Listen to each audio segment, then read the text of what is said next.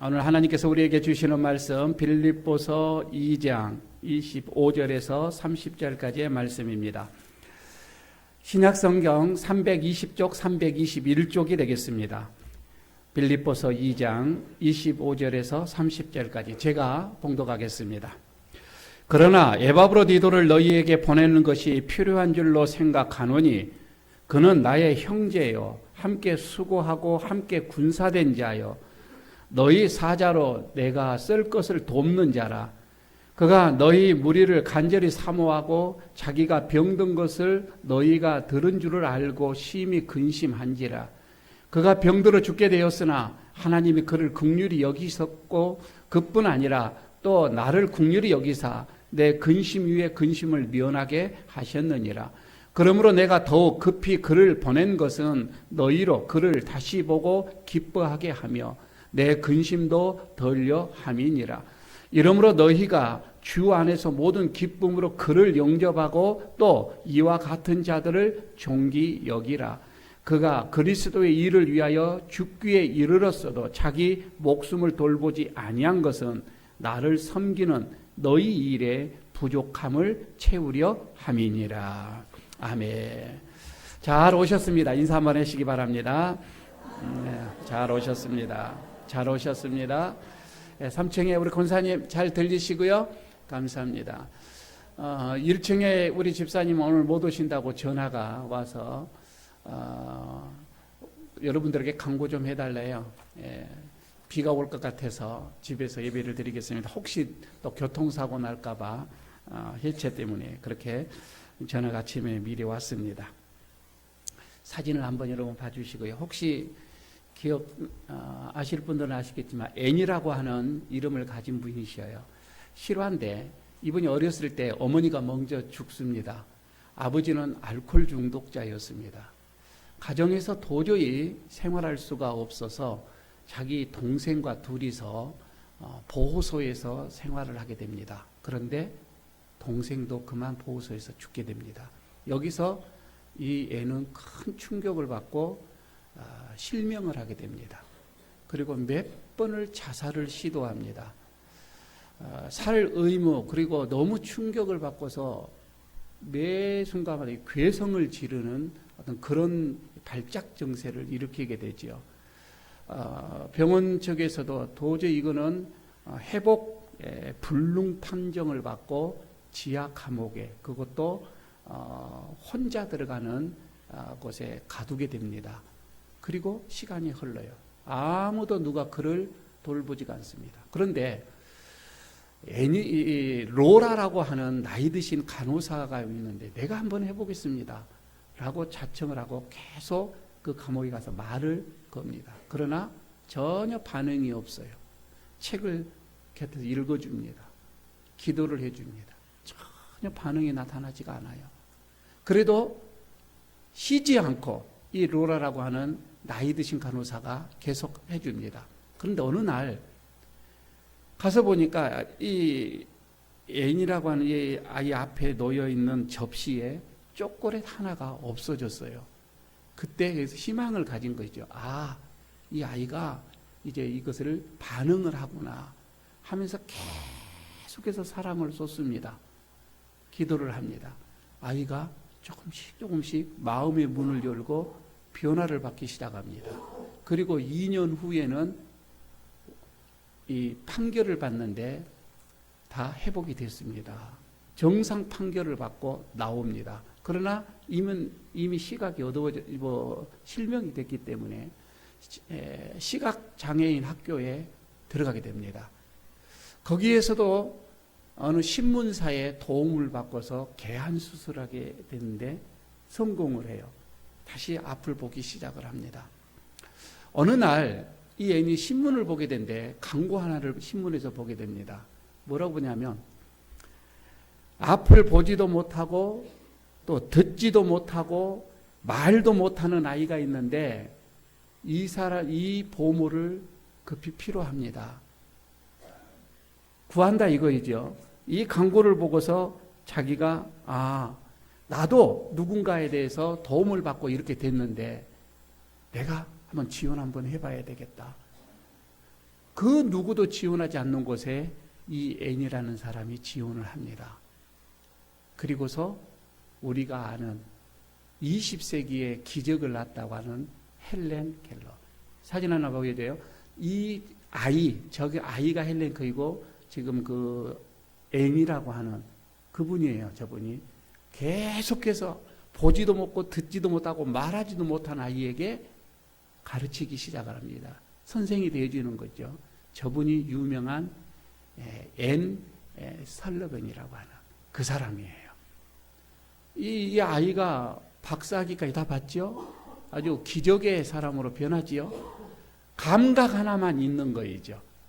이게 그걸로 세상을 살아가게 되어지고 우리에게 수많은 영감을 주는 그런 사람으로 변화되는.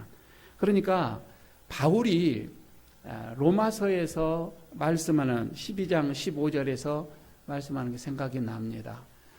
즐거워하는 자들과 함께 즐거워하고 우는 자들과 함께 울라라고 하는, 물론 이게 바울이 하는 말이지만 예수님의 말씀을 받아서 하는 거이잖아요. 예수님도 그러죠.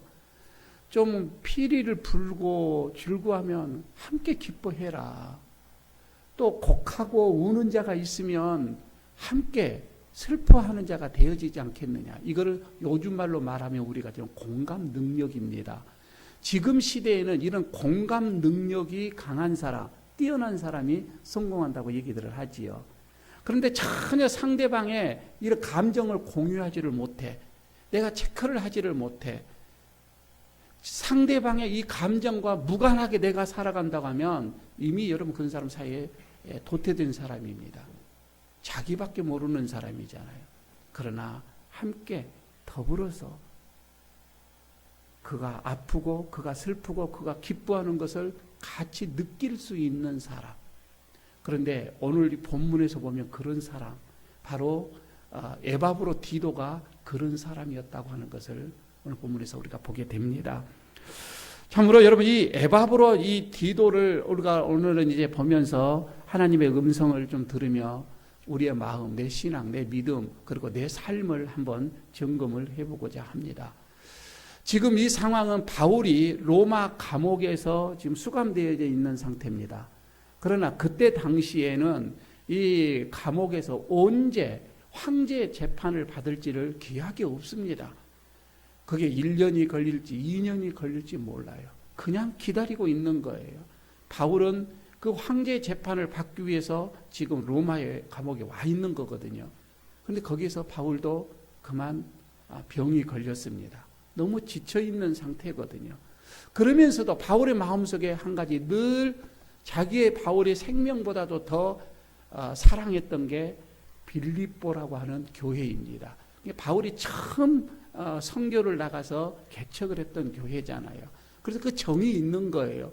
빌립보라고 하는 그 교회에 대한 마음이 지금은 어떻게 있을까? 지금 그 빌립보 교회 들려오는 소식으로 인해서도 궁금해하고 또 걱정해하고 또 기뻐할 때도 있고. 그런데 이 빌립보에 대한 이 소식이 좋지 않게 들리짐으로 인해서 디모데를 먼저 이렇게 보내려고 준비를 다 합니다. 내 아들 같은 디모데를 빨리 보내서 그 빌립보에 대한 어려운 문제들을 해결하고, 그런 마음으로 지금 우리가 25절부터 읽었는데 19절부터는 그 디모데를 보내겠노라고 하는 그 얘기가 쭉 나옵니다. 그러다가 갑자기 그러나 하면서 25절에 에바브로디도를 보내야 되겠다. 그게 너희들에게 더 낫겠다라고 이렇게 지금 얘기하는 게 25절의 말씀이에요. 자, 왜 이 에바브로디도가 어떤 사람이기에 디모데를 놔두고 에바브로디도를 보내려고 했을까? 이거예요. 오늘 잠깐 이제 에바브로디도에 대해서 몇 가지를 보면서 좀 생각을 좀 해보고자 합니다. 첫 번째, 에바브로디도는 생명을 걸고 주의 일을 했던 사람이에요. 목숨 걸고 했던 사람이다. 이게 첫 번째 오늘 본문 속에서 봅니다. 지금 사진에 나와 있는 이거는 로마의 이 감옥에서 지금 바울을 시종 들고 있는 모습이에요. 지금 우리들의 이 감옥하고는 많이 다르죠. 거기에서는 시종 드는 게 좀 허락이 되어져 있는 그런 감옥입니다. 그래서 제수들을 또 특별히 시중을 들면서 또 예부에서 오는 사람들도 면회도 좀 자유롭게 이렇게 되어져 있고 또 시대는 삼교도로 인해서 계속해서 바울을 제수들을 지키고 있고 손에 이 발에 다 차고는 이렇게 채워져 있었지요. 그런 상황이었던 것이지요. 그런데 지금 여기서 바울이 로마의 감옥에 갇혀져 있는 그 이유는 우리가 잘 아는 것처럼 저쪽에서 고발을 한 거이잖아요. 율법사들이 고발을 다 했던 거고. 왜? 바울은 나라를 어지럽히는 사람이다. 율법을 어지럽히는 사람이다. 이단 중에 괴수다. 이렇게 하면서 바울을 고발을 했고, 그래서 바울도 억울하다 해서 황제 재판까지 지금 받고자 지금 했던 거잖아요. 그런데 그런 바울이 처음 개척을 한 그 교회라고 해서 굉장히 빌립보 교회도 핍박을 많이 받았습니다. 어려움을 많이 받았지요. 그런 가운데서도 이 빌립보 교회가 바울을 돕는다고 하는 거, 공개적으로 이렇게 돕는다고 하는 것이 쉽지는 아마 안 했을 거예요. 그럼에도 불구하고 하여튼 빌립보는 최선을 다해서 그 멀리 있는, 지금 로마 하면 상당히 멀잖아요. 또 바다를 건너가야 되고, 그런 바울에게 감옥에 끊임없이 헌금을 보내고 물품을 보내고 또 사람까지 보내면서 바울을 수종들게 했다고 하는 것이지요. 지금은 여기 오늘 본문에서도 그런 거예요. 이 에바브로디도가 본래 이 빌립보 교회에 어디 우리가 말하면 지금 목사나 이렇게 지도자였던 거이지요. 근데 헌금을 다 모아서 그것을 들고 갑니다. 바울에게 가서 그거를 헌금을 전해주고 오면 될 것인데 오지 않고요. 거기에서 눌러서 바울을 또 시중하게 되어집니다. 얼마나 시중을 했던지, 얼마나 거기에서 힘들었던지, 그 감옥생활에 같이 갇혀서 그는 오늘 본문에서 보니까 병이 들어버렸습니다. 아니, 병든 바울을, 병들고 힘든 바울을 간호로 갔는데 본인이 병들어버린. 그럼 이제 이게 우째자는 거입니다. 바울도 힘들죠. 둘이가 힘들어지는 거예요. 근데 그 병이 그냥 병이 아니라 오늘 본문에도 죽을 병에 들었다. 이렇게 얘기를 하거든요. 이것을 보면서 에바브로디도는 정말 자기의 생명, 자기의 목숨을 내어놓고 주의 일을 했던 사람이다. 그 피곤을 무릅쓰고 그 어려움을 무릅쓰고 자기의 목숨을 생명 돌보지 않고 끊임없이 하다가 그만 본인이 쓰러지고 만 거예요. 바울도 큰일을 났죠. 이 소식을 또 빌립보에 있는 교우들이 듣게 됩니다. 그래서 근심을 하고 있다라고 얘기가 나옵니다. 아니, 에바브로디도까지 거기 가서 병들면 어떻게 합니까? 라고 심히도 지금 이 교회 안에서는 난리가 난 거예요. 바울이 그 소식을 듣고 하나님 앞에 기도합니다. 그리고는 오늘 이 본문 속에서 하나님의 은혜로 이렇게 얘기를 하잖아요. 그리고 하나님이 바울의 기도를 들으시고 에바브로디도를 고칩니다. 그 병을 회복시키는 거예요. 어느 정도 몸이 회복이 되니까 디모데가 갈 것이 아니라 그 말이에요. 네가 먼저 가라. 네가 먼저 가서 그 건강한 모습을 빌립보 교회들에게 보여주라. 그러면 그들이 기뻐하지 않겠냐 이거이죠. 그리고 나도 내 마음도 좀 편할 것 같다. 이렇게 오늘 본문의 내용입니다. 첫 번째는 이 에바브로디도는 생명을 걸고 자기의 목숨을 걸고 주의 일에 힘썼던 자다. 여러분 한번 생각해 보십시오. 우리가 주의 일을 하면서 피곤하면 우리는 들어 눕잖아요. 주의 일을 하다가도 몸이 안 좋으면 우리는 들어 눕습니다. 그 생명, 여러분 죽을 병에 걸리기까지 우리가 주의 일에 하는 거, 우리 주님이 그걸 보시고 어찌할까요? 에바브로디도처럼 우리가 그런 마음과 믿음으로 주의 일을 하게 된다면 어찌할까요? 그리고 다시 얘기를 합니다. 빌립보 교우들에게 에바브로디도가 가게 되어지는데 이 에바브로디도는 정말 존귀한 자다. 귀하게 받아라. 그를 잘 영접을 해라. 정말 주의 일에 목숨을 걸었던 자다. 이렇게 말씀을 하지요. 여러분 우리도 그렇습니다. 교회 안에서 힘써 목숨을 내어놓고 헌신하는 자들이 있습니다. 여러분, 우리 그런 사람들 존귀하게 여기십시다. 귀하게 여기십시다. 그런 사람으로 인해서 교회가 세워져 가고 하나님의 나라가 세워져 가고 복음이 전파되어 가잖아요. 귀하게 여겨달라고 오늘 말씀을 하고 있습니다. 두 번째, 오늘 에바브로디도에 대해서 또 봅니다. 에바브로디도는요, 인생 역전을 경험한 사람입니다. 그러니까 자기의 인생이 역전된 것을 맛본 사람이다, 이 말입니다. 에바브로디도에 대해서 성경에서는 자세히 나와 있지는 않아요. 이 사람이 어떠한 사람이다, 어떠한 사람이다 나와 있지 않는데 왜 이 사람이 인생을 역전을 했을까? 그가 무엇으로 인생 역전이 했을까? 저는 그 이름 하나를 보고서 생각을 해봅니다. 여러분, 이 에바브로디도라고 하는 그 이름이 어디에서 왔느냐면은 그때 당시에 헬라 문화권에서, 그러니까 그리스의 신화들이 많잖아요. 그 신화 중에 하나가 아프로디테라고 하는 여신이 있습니다. 혹시 여러분 이런 사진 한번 봤는지 모르겠습니다. 자주 아마 봤을 것입니다. 지금 저 위에 앞에 있는 그 여인이 아프로디테라고 하는 여신인데, 그냥 미의 여신, 그렇지 않으면 사랑의 여신, 그렇지 않으면 바람의 여신, 이렇게도 불러지기도 합니다. 사랑꾼, 이렇게도 얘기들을 하지요. 이게요, 그때 당시에 이 빌립보에서도 헬라 문화가 이렇게 왕성하기 때문에 다 저런 신을 섬기고 있었어요. 그런데 지금 이 에바브로디도라고 하는 그 이름이 저기에서 나온 말이에요. 그러니까 이 에바브로디도는 이교도의 가정에서 태어났고 저 이름을 받고, 우리 같이 말하면 지금 우리 교회 안에서도 성령이라는 이름도 있잖아요. 충만이라는 이름도 있잖아요. 그런 이름과 비슷한 거예요. 그럼 그렇게 태어날 때부터 이방의 가정에서 태어난 거입니다. 그렇게 시작을 한 거예요. 그런데 그가 받잖아요. 바울을 만나게 됩니다. 그리고 그가 예수를 접하게 됩니다. 하나님을 알게 되어집니다. 완전히 그의 인생이 바뀌어져 버립니다. 완전히 바뀌어져 버린 거예요.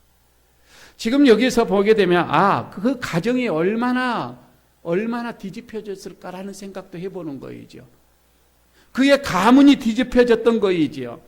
그 여신의 이름을 통해서 지어서 그렇게 시작했던 에바브로디도인데 바울을 만나서 신앙의 형제가 되고 동역자가 되어지고 군사가 되어지고 십자가의 복음의 최전선에서 생명을 걸고 일하는 그런 선교사가, 목사가 되어졌던 이런 것을 보게 되면 그는 정말 인생의 역전이에요. 바뀌어진 사람이에요.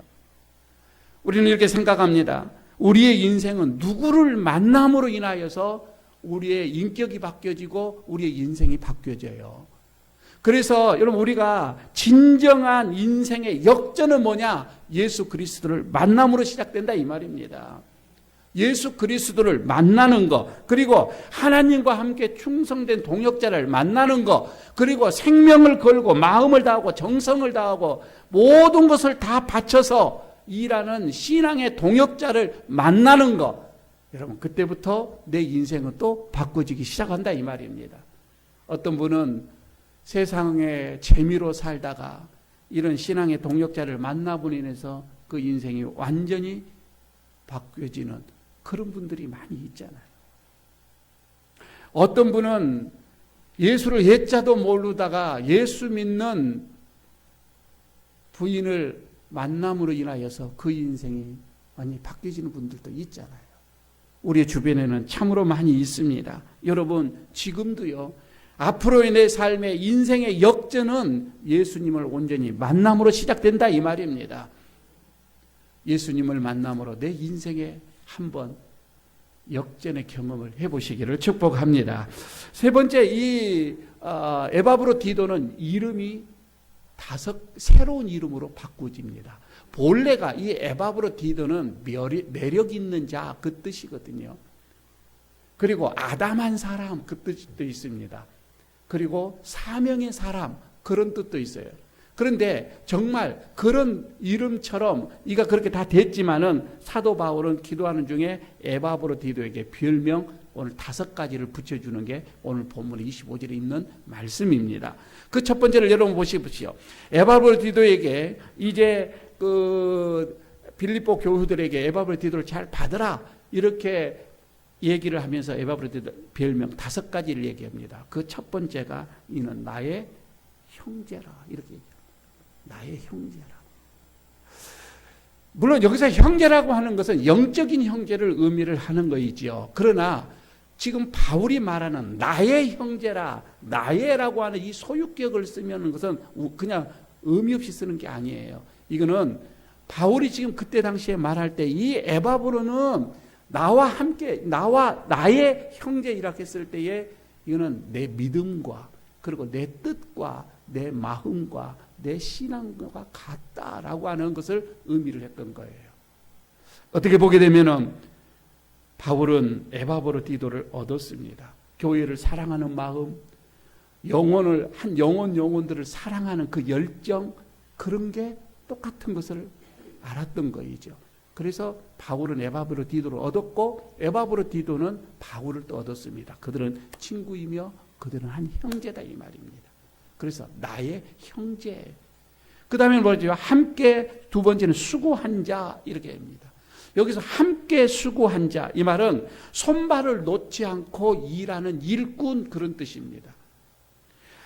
바울이 지금요 사형을 당할지도 모르는 극한 상황에 있는 거예요. 그런 상황 속에서도 어떻게 보면 에바브로디도 나도 죽을 수도 있다라고 하는 그런 마음으로 지금 함께 하는 거예요. 이 함께라고 하는 것, 죽을 각오를 지금 하고 있는 거다 이 말입니다. 함께 수고한다. 그래서 여러분 이거는 그냥 수고로움이 아니라 그 사람과 똑같이 그 말이거든요. 바울과 똑같이. 여러분 이거는 하나님을 사랑하는 뜨거운 마음이 똑같을 거이고 빌립보 교회를 사랑하는 마음이 뜨거움이 똑같을 거예요. 이렇게 함께 수고할 수 있는 그런 마음. 세 번째 또 얘기를 합니다. 함께 군사된 자라고 이제는 얘기합니다. 여러분 그때 당시 군사가 뭐예요? 군사라고 하면은 자기 모든 생활이 없는 자입니다. 오로지 그 군대에 충성을 하는 것을 말하잖아요. 내 생활이 없는 거예요. 근데 바울은 나에게 충성한 군사라고 얘기 않고 함께 군사된 자, 누구의 군사? 예수님의 하늘나라의 군사된 자 이 말입니다. 우리 교후입니다. 이거는 우리 교후입니다.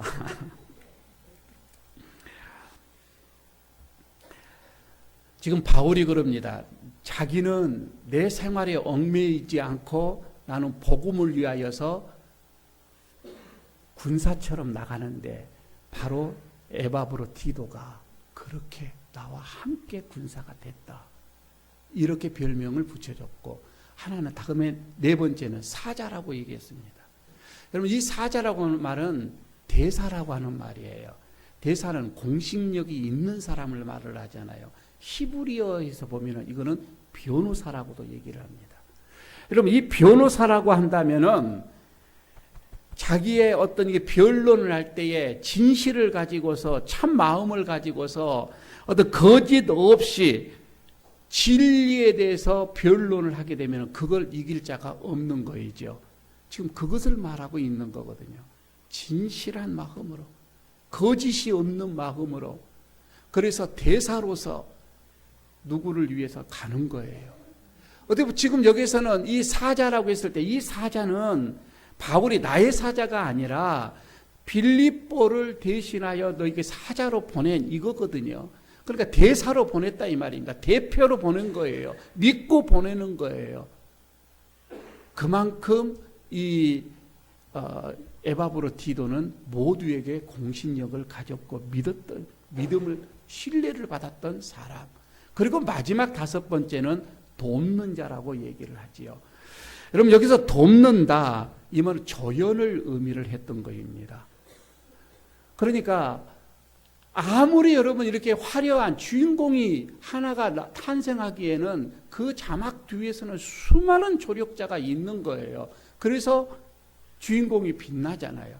그런데 지금 이 에바브로디도는 철저하게 뒤에서 조력자로, 조연으로 지금 그는 생활을 했던 거예요. 돕는 자.